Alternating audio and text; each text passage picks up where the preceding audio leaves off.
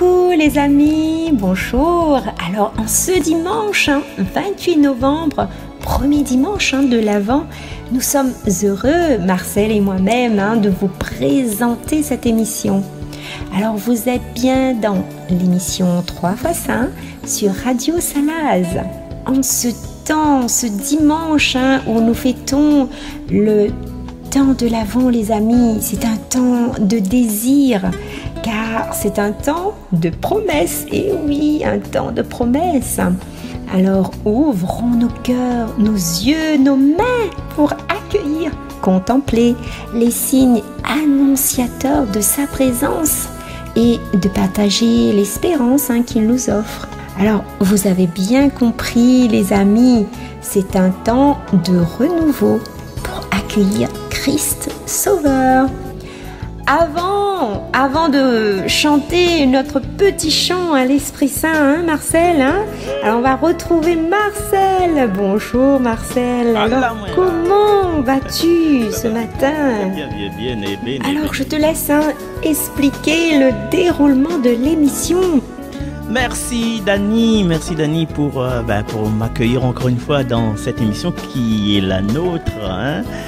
Avec la complicité de Cathy, la complicité de Chris, la complicité de Dani, l'autre Daniel, le monsieur là. Tu as vu le monsieur tout à l'heure?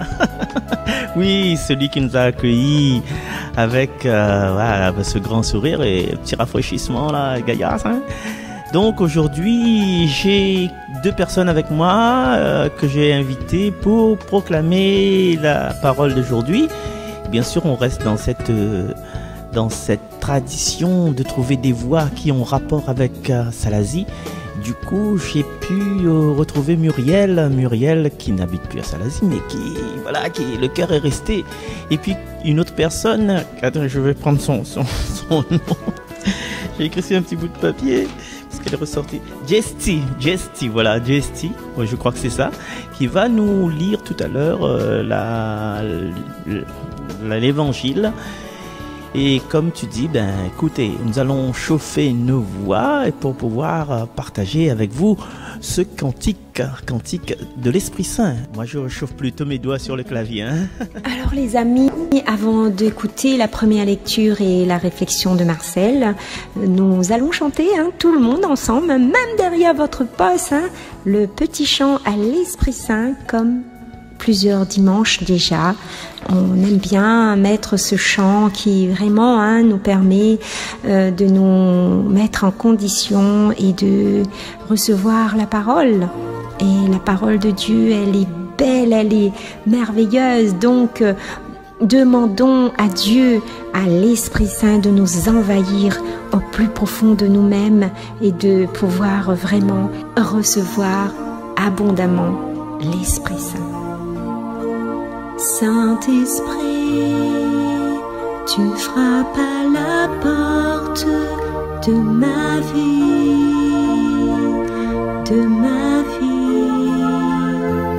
Aujourd'hui, je peux t'accueillir en moi, Saint-Esprit,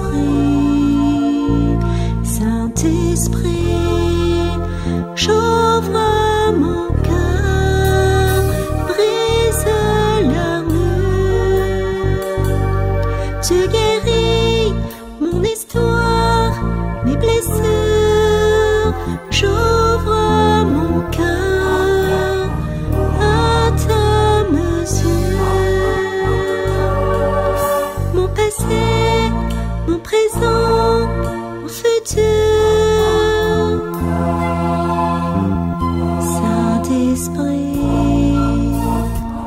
Tu frappes à la porte de ma vie.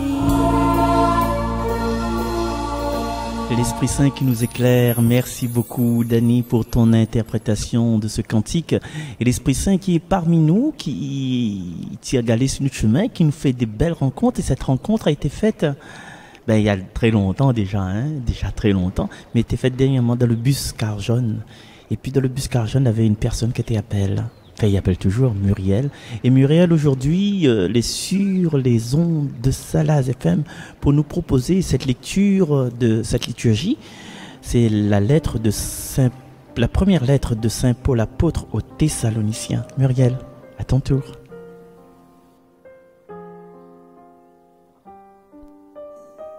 Frères, que le Seigneur vous donne, entre vous et à l'égard de tous les hommes, un amour de plus en plus intense et débordant, comme celui que nous avons pour vous, et qu'ainsi ils affermissent vos cœurs, les rendant irréprochables en sainteté devant Dieu notre Père, lors de la venue de notre Seigneur Jésus avec tous les saints. Amen. Pour le reste, frères, vous avez appris de nous comment il faut vous conduire pour plaire à Dieu. Et c'est ainsi que vous vous conduisez déjà. Faites donc de nouveaux progrès. Nous vous le demandons. Oui, nous vous en prions dans le Seigneur Jésus. Vous savez bien quelle instruction nous vous avons donnée de la part du Seigneur Jésus. Parole du Seigneur. Nous rendons grâce à Dieu. Merci Muriel pour ta participation dans cette émission 3 fois Saint. Nous espérons compter encore sur toi dans une prochaine édition, une prochaine émission. Ce sera avec joie, avec grand bonheur que moi personnellement je vais t'accueillir avec tout ce que tu aimes, et Goyavier, connais, Andrin, Salazi même, hein, chouchou, bras de chouchou, tout ça là, bras de mamzelle, tout ça. Bref. Merci pour cette perspective. Pourquoi je parle justement de cet accueil d'une prochaine fois quand Muriel va revenir, bien quand Jetsi va revenir la prochaine fois? Parce que je prépare mon cœur à une venue comme vous et moi. Nous préparons notre cœur à la venue du Christ. Eh bien, quand nous attendons quelqu'un, ben, nous nettoyons la case, nous passons balai, nous faisons le vitre, nous faisons un pelote dessus la table, tout ça là, on connaît. Pas comme chez moi, quoi. Et du coup, en attendant ce Christ, en attendant le retour du Seigneur, eh bien, Saint Paul, il propose aux Thessaloniciens, aux chrétiens de la communauté de Thessalonique, de garder en notre cœur, et aujourd'hui, il parle avec nous aussi, de garder en notre cœur l'amour. Mais pas un amour que les figés, les assises dans un fauteuil, mais c'est un amour de plus en plus intense. Et des fois, dis-tu, comment il peut faire pour donner autant d'amour? Mais donne, comme un volcan, tu vois, un volcan, le volcan que nous connaissons à La Réunion, il donne la lave, il vomit la lave. Et Saint Paul, il propose à nous un amour de plus en plus intense et débordant. Mais ben, on connaît l'exemple parce que Saint Paul, quand il parle de Saint Paul, il parle et ses compagnons, Timothée par exemple, il avait un amour intense et débordant pour les frères de Thessalonique. Et souvent on nous dit que non, ben, il ne peut pas aimer à haut, mais il ne peut pas aimer parce que ben, mon famille n'a pas appris à moi les gestes de tendresse. Mais où connaît les gestes de tendresse? Si la famille n'a pas appris des gestes de tendresse, bien de dire merci, des bonnes manières, ou n'est pas obligé de suivre les mauvaises fréquentations, enfin les mauvaises habitudes de la famille, de maman, papa, parce que c'est avec maman, papa que nous gagnons l'éducation. Mais nous connaissons que nous les mus par une folie d'amour, une folie d'aller à la messe. Oui, mon papa a-t-il la messe, mais où l'envie d'aller? Où l'envie de chanter? Oui, mais regarde mes voisins, ils ne bougent pas quand il fait le gloire à Dieu, quand il chante le sang, tous les pareil, les bonnes piquées. Mais où l'envie, où? Mais sous l'envie, ça se passe entre toi, ton élan intérieur, et celui de Dieu, celui du Seigneur qui va venir. Donc, le Seigneur lui aide à nous à augmenter en sainteté. Nous n'est pas là pour devenir des saints, nous est là pour laisser nous transformer par le Seigneur. Voilà ça. Et en plus, il est écrit dans le texte, lors de la venue de notre Seigneur Jésus avec tous les saints. Lors de la venue veut dire que, en fait, à cette époque-là, Banat et attend la venue. À venir, venir. Et il vient, quoi? Il veut dire que le chrétien, même le chrétien d'aujourd'hui, c'est pas un chrétien que les tourner vers le passé.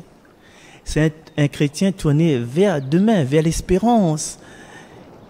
Attention, on a la clé du texte, il tombe là-dedans. Il invite les chrétiens à mettre toute leur existence, nous toutes, à chaque fois nous vivons. Pourquoi nous vivons? Ben, c'est pour attendre le jour du Seigneur, quand le Seigneur Jésus viendra avec tous ses saints. Chaque geste que nous posons, chaque geste que nous faisons, chaque parole que nous dit, c'est l'attente de cette venue du Seigneur. Et encore plus, en ce moment-là, dans cette période d'avant, Nous les plus dans une espèce d'attente, tu vois, nous les plus, encore mieux, dans l'espérance. Et pour cette espérance-là, écoute bien cette partie de prière que tu connais, que nous tu connais, dit, délivre-nous de tout mal, Seigneur, et donne la paix à notre temps, soutenu par ta miséricorde, libère-nous du péché envers cette vie, à travers et en attendant le bonheur que tu promets et l'avènement de Jésus-Christ notre Sauveur. C'est pour ça nous vivons, c'est pour ça que nous y aimons. Nous les là dans cette attente, tu vois. Et nous connaissons comment il faut plaire à Dieu, parce que comme Saint Paul il dit, nous conduit à nous déjà comme un candidat de l'amour de Dieu. Nous connaissons les commandements, nous connaissons, faut pas attaquer le plus petit, nous connaissons, faut pas nous voler, nous connaissons, faut pas nous juger, nous connaissons, surtout, il faut que nous ayons confiance dans le Seigneur. Nous connaissons aussi, il faut que nous pardonnions à notre prochain, même s'il a fait mal à nous. Donc, à chaque instant, Paul, il dit à nous, refais encore des progrès, parce que ne sera jamais parfait. Mais nous vous en prions dans le Seigneur Jésus. Oui, faites encore des progrès. Ça, tu connais comment il faut faire, nous connaissons comment il faut faire. Donc, alors pour ça que la peur lire, hein? Muriel là aussi, il avait peur à lire. Non, merci Muriel. Et Jessie, il avait peur à lire.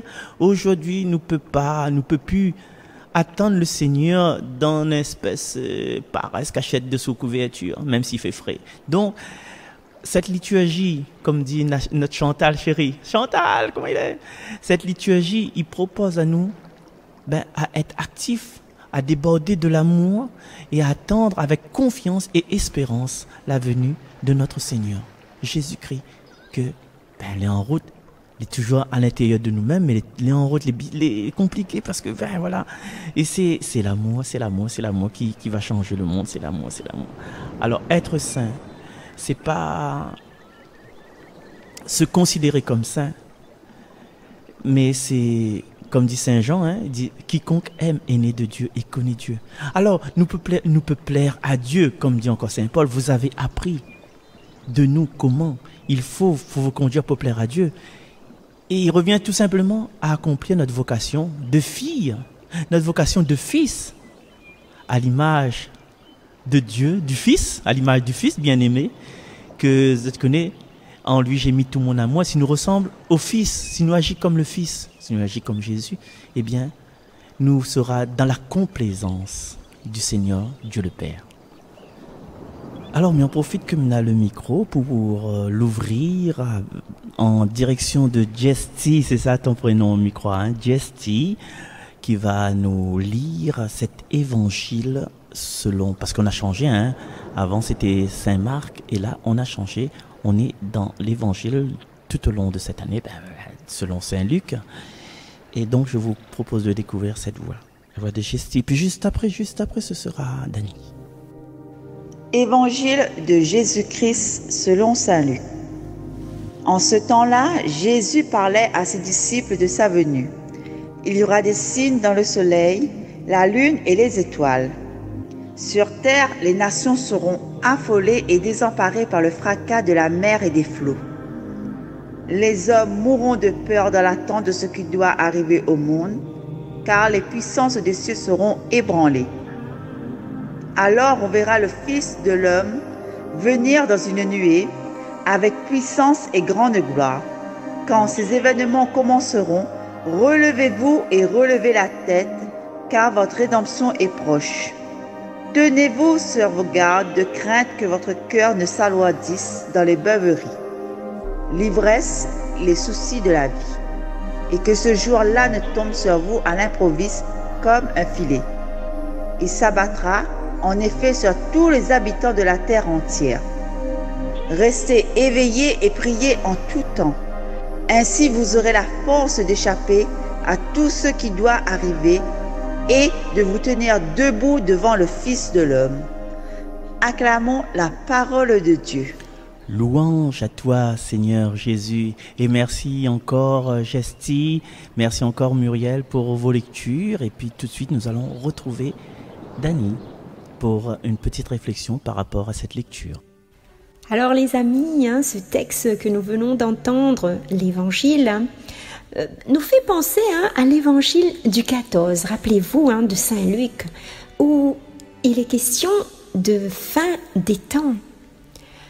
Alors, ce texte peut nous effrayer, nous donner la peur, mais également la crainte. Une chose est sûre, les amis, c'est que nous quitterons cette terre tôt ou tard. Alors, vous allez me dire, le plus tard possible quand même, n'est-ce pas Marcel? Car la vie est précieuse, la vie est belle et on a envie de la vivre pleinement. Mais si nous devons quitter maintenant, les amis, nous tenir debout devant le Fils de l'homme, pourrait-il me dire, très bien serviteur, bon et fidèle. Tout le monde aimerait ces mots-là, je pense. Eh bien, l'Avent est un temps d'attente et d'espérance, les amis. Nous sommes invités à nous préparer pour la venue du Christ dans la joie. Il vient dans ces 3 temps. Premièrement, sa conception, sa naissance. Deuxièmement, dans le mystère, c'est-à-dire les sacrements, spécialement l'Eucharistie. Et troisièmement, dans sa majesté, c'est-à-dire à la fin des temps. Pour ce dimanche, l'Évangile accentue sur la 3e venue. En ce début d'année liturgique et le rappel de la venue du Seigneur à la fin des temps. Les amis, réjouissons-nous. Et nous pouvons nous poser ces questions suivantes. Comment ces 3 venues du Christ agissent dans nos vies, dans ma vie? Est-ce que je veux faire de ce temps de l'Avent un temps de recherche? Et plus encore, se dire, est-ce que mon espérance en Dieu est-elle ferme?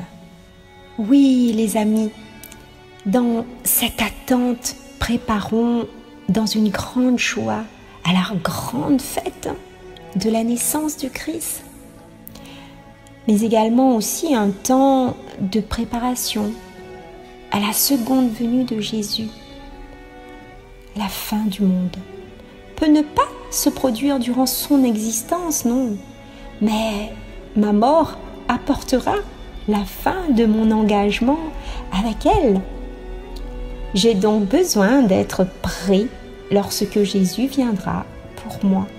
Et oui, il nous faut être prêt. Comme je vous ai dit, l'Avent, c'est aussi un questionnement sur nos vies en général, sur son évolution. Est-ce qu'elle me plaît comme cela? Quelle joie je peux apporter pour que je puisse être en joie, en paix? Alors, tout cela nous permet de puiser dans notre fond intérieur, les amis. Oui, dans nos cœurs. Ce cœur qui bat au rythme du battement du cœur de Dieu. Tout le monde aimerait cela, tout le monde. Moi, je le souhaite du plus profond de mon cœur. Les amis, ces battements, c'est-à-dire ces contractions que le cœur émet par minute, c'est cette présence de Dieu en nous. Alors, nous sommes renvoyés à notre cœur. C'est là qu'il y a des soleils et des lunes à faire bouger. De sa venue, Christ viendra nous libérer de nos peurs et nous donner de l'espoir en une vie belle et éternelle. Alors, prions tous ensemble. Seigneur, que ta venue soit un événement glorieux et rédempteur, que je puisse vivre selon les paroles du chant. Par les cieux devant toi,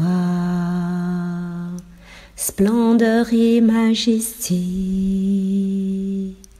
par l'infiniment grand, l'infiniment petit. Et par le firmament, ton manteau étoilé, et par frère soleil, je veux crier, mon Dieu, tu es grand, tu es beau, Dieu vivant, Dieu très haut, tu es le Dieu d'amour, mon Dieu, tu es grand, tu es beau, Dieu vivant, Dieu très haut, Dieu présent en toute création. Ce temps de l'Avent nous aide à voir plus clair sur nous-mêmes, mais également sur le monde, même les situations actuelles que nous rencontrons, la pandémie ou les différentes crises dans le monde. C'est triste, les amis. Être dans ces situations nous ouvre à une nouvelle manière de nous ouvrir à la bonne nouvelle. Alors en regardant aussi autrement notre situation, car tout ne s'effondre pas, non, tout ne s'effondre pas, les amis. La prière insigne en nous ce désir, cette attente, cette capacité de témoigner. La prière nous maintient dans la vérité de notre situation, qui ne peut nous combler. Avec elle, nous supportons notre précarité, nous l'apprécions même. Alors les amis, restez éveillés et priez en tout temps. Faites de ce temps un temps de joie, en priant, en méditant, mais être aussi complètement dans le silence, c'est aussi bien, donc c'est aussi se trouver, faire silence, se laisser envahir par le feu de l'esprit ou se laisser complètement envahir par l'amour de Dieu. Alors, bon début de l'Avent à vous tous les amis. Ah aussi Marcel, bon début de l'Avent, et à toute l'équipe de la radio, à toi Chantal, merci. Alors merci à vous tous de votre écoute. Je vous souhaite une excellente journée sous le regard de Dieu. Merci à vous tous. Au revoir. À la semaine prochaine. Je te laisse conclure, Marcel. Merci et bravo Dani, merci encore, merci à toutes les personnes qui ont participé à cette première émission, première émission pour Muriel, première émission pour Jessie, et c'est l'élan de ce premier dimanche du temps de l'Avent, un temps d'attente.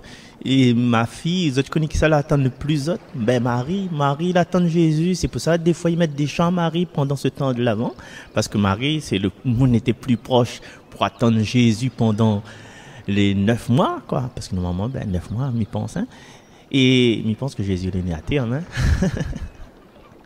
Et en fin de compte, tout ça, la partie d'un oui, comme Daniel a dit oui, comme Chantal l'a dit oui, comme Cathy l'a dit oui, comme Muriel aujourd'hui, Jessie l'a dit oui. Et en disant oui à cette destinée, elle a dit non à beaucoup de choses. Marie l'a dit non à une vie avec un enfant de Joseph, une vie normale, une vie avec pas de gros yeux. Dit que ça, à cause Marie est enceinte, le bonhomme pas là, que ça là, tu vois. Et elle a dit oui à porter le fils. En même temps, elle a dit non à avoir une vie tranquille, quoi. Et dans l'évangile, il parle des soucis de la vie. Et là, nous, bientôt au mois de décembre, et ça, tu connais le souci de cette vie-là, c'est cadeau pour maman, que ça nous a acheté, ou ça nous a fait la fête.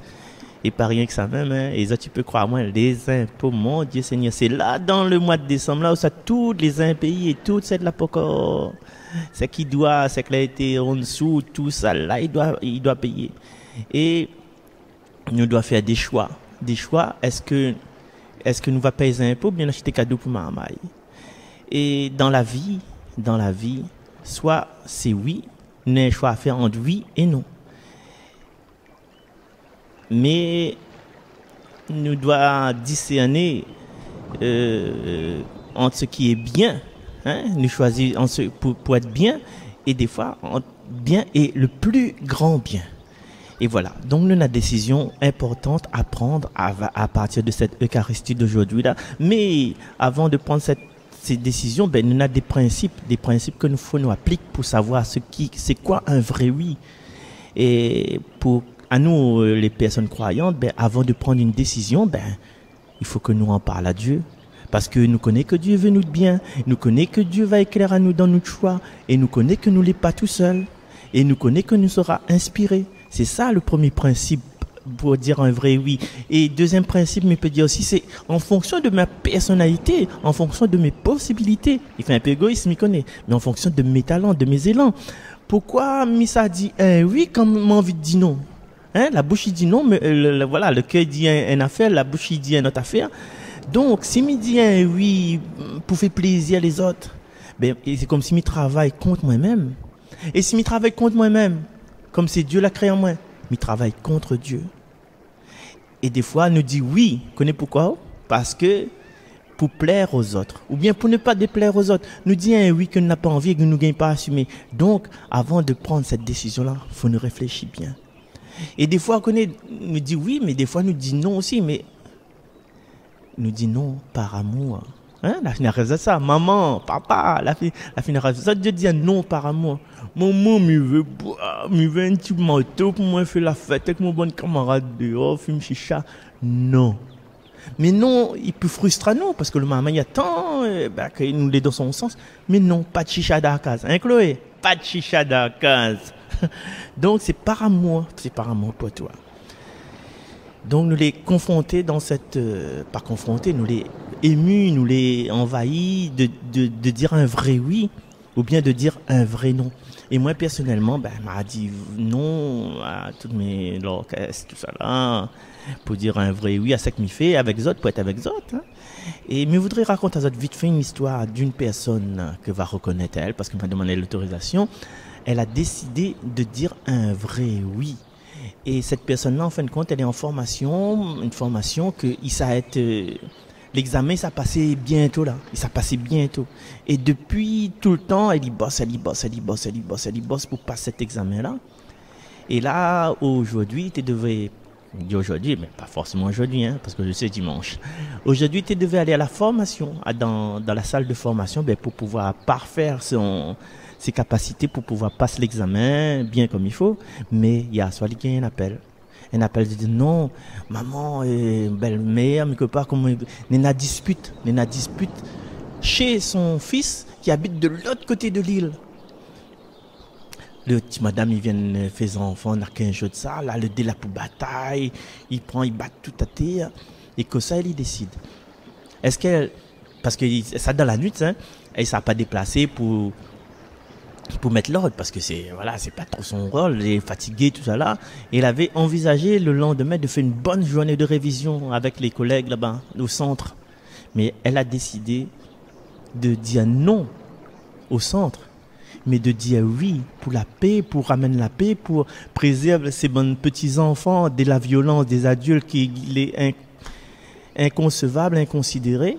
Donc elle a pris cette décision de quitter chez elle, de partir à l'autre bout de l'île, dans les hauts, un virage, hein, de récupérer sa belle-fille, le petit nouveau-né et d'un autre enfant pour ramener chez elle, pour que justement, aller dans la paix, pour avancer, parce que du côté du bonhomme, connaît en ce moment la violence faite aux femmes. Pour pas dire nous n'est pas au courant de ces choses-là, et un clat qui peut pousser un monde dans l'escalier et le monde risque à mal tomber et un coup de lapin sur la nuque et puis le monde paralysé ou bien pire que ça. Donc, elle a trouvé cette force de dire non à sa formation pour aller dire oui en urgence. Et ça nous peut que féliciter. Et me demande à chacun de nous, personnes qui écoutent là, mais de prier encore pour que la paix y règne dans les familles, surtout chez des jeunes, pour que la femme, mais dit comme il est, pour que la femme il devienne digne de sa féminité et qui avance dans cette vie, parce que la vie la fin de changer, là il reste plus la casse, Catherine dehors là pas bon là, ça va, faut avancer, faut traverser chemin, faut que la famille devienne indépendante. Faut que la maman il montre un exemple à ses enfants, d'autant plus que c'est une fille qu'elle n'a. Faut la maman il montre cette force là. Et nous n'a qu'une vie, ma fille. Nous n'a qu'une vie, pas besoin de nous faire morfondre, nous dans le fond chemin. Et puis si n'a pas dénoncer, faut dénoncer. Et dénonce tout ça comme il dit par la prière, la présence de Dieu. Alors cette semaine, Marcos trop non? Cassie il est bon, merci. Alors aujourd'hui, comme les décisions que maman a prises dans ma vie, mais voilà, tu connais, mettez yeux dans l'orchestre, Zazakel, tout ça là, scène, bar, restaurant, t'es gain de petit monnaie tranquille. Mais aujourd'hui, les pas, mi béni le confinement, mi béni pas le Covid, mais mi béni toutes les décisions qui ont été prises parce que la permettent à moi de recentrer sur moi-même, de recentrer sur mes vraies valeurs. Mes vraies valeurs, c'est quoi? C'est de chanter dans les églises. Mes vraies valeurs, et pas tout le temps, quand je gagne pas, me dit, je gagne pas. Il dépend de moi maintenant. Mes vraies valeurs, c'est de proposer aux autres cette lecture-là. Qui ça n'aurait dit 3-4 ans de ça que nous aurait fait la lecture de sur Radio Salaz. Merci, Covid. Allez la lâcher. Donc, dire merci, ce changement de dire oui, de dire oui, un vrai oui ou bien un vrai non. Pendant toute cette semaine-là, nous pouvons poser à nous la question, chacun de nous, à quoi moi les prêt à dire non?